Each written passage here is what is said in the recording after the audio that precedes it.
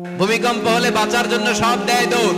টেলিভিশনের কিছু live programme দেখলাম, উপস্থাপকও দৌড়, অতিথিও দৌড়। দেখেন নাই? লাইভ ব্রডকাস্টিং হচ্ছিল, কি সরাসরি সম্প্রচার।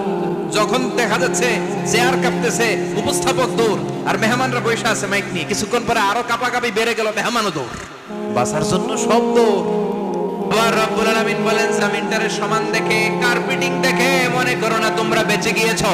আমার দেয়া বিধান আমার জমিনে যদি কায়েম করতে না পারো, এই কার্পেটিং করা জমিনের ভেতরে আযাব আছে না নাই? এই পুরো জমিনের ভেতরে আছে আগুন আর আগুন। আগ্নেয়গিরির অগ্নুৎপাত জ্বালামুখে বিস্ফোরণ করে দিয়ে গোটা বিশ্বটারে মুহূর্তে মেসাকার করে দিতে পারে কে?